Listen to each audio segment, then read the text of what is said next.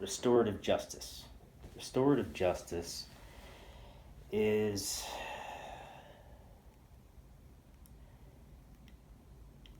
making a person who got in trouble do community service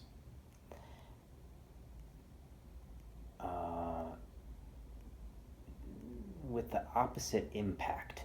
A kid under 18 spray paints a wall at night, and then their neighbor gets up and goes, "That looks like crap.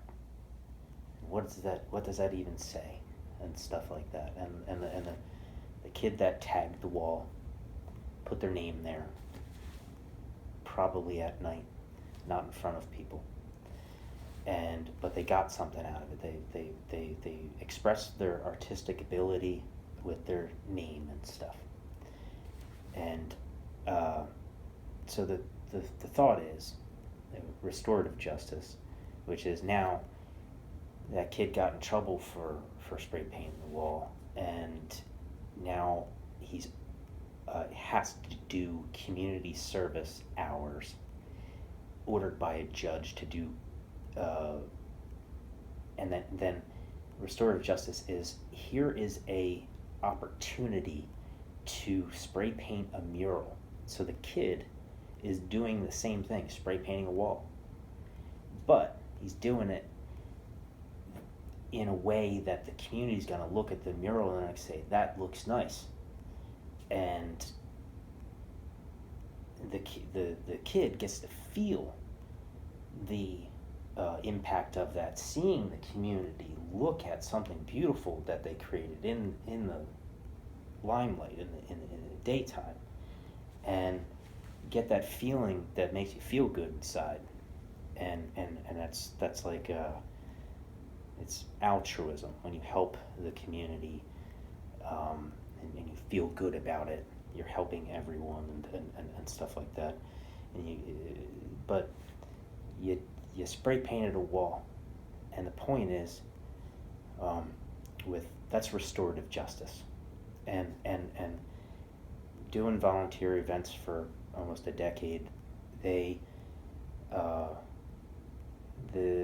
people that do community service, which are court ordered,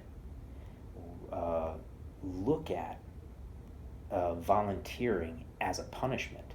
So they identify that as being something that they don't want to do, because that was a punishment.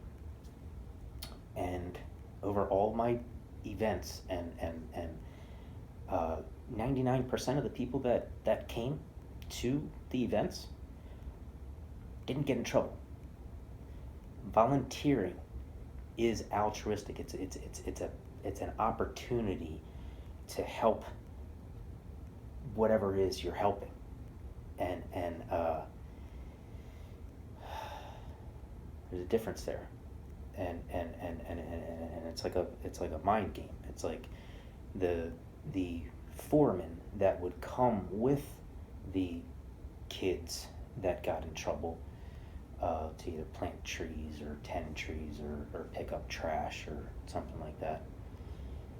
And the foreman would say, "I'm not going to do that. They got in trouble. That's why they have to do that." And then I'm like, "Well, I didn't get in trouble, and I'm on my time, not getting paid. I'm doing this, and it makes me feel good, and because I'm helping the community, because I'm helping the wildlife, and because I'm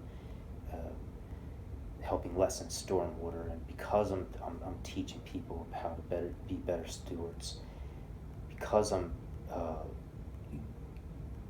providing additional land for people to access as like a park trail,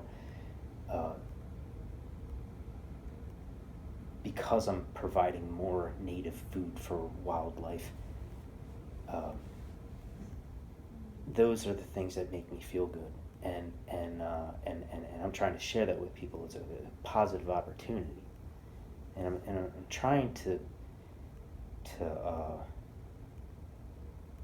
show you the difference between community service and programs like POW and like community-based programs that are specifically there to like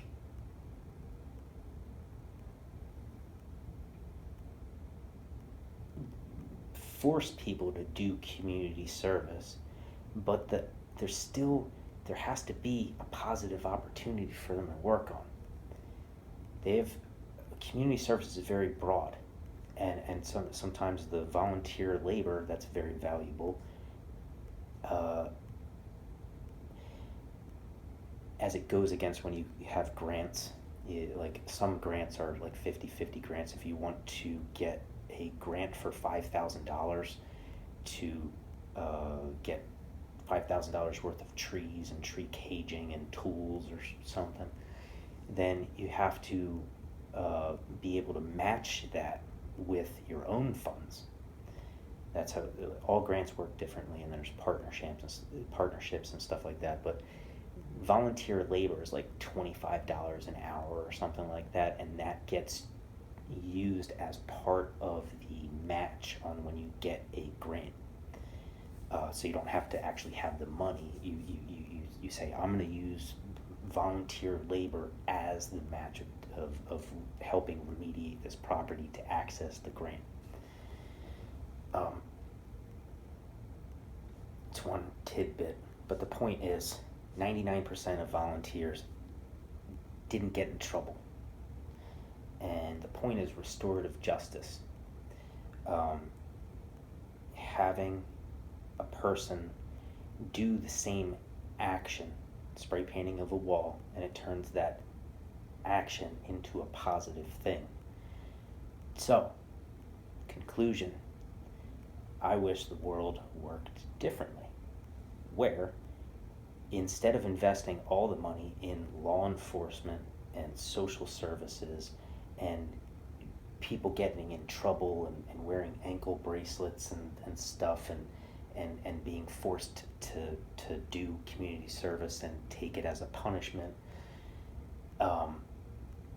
instead have the available positive opportunity so that when that kid that day went and bought the spray paint to go spray paint the wall, that somehow on his phone or something was marketed a thing that said, hey, come this weekend and help us spray paint a mural.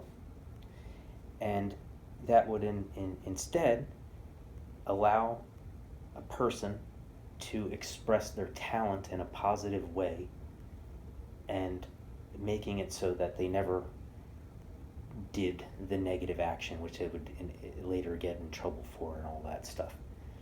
If you take the funds that go into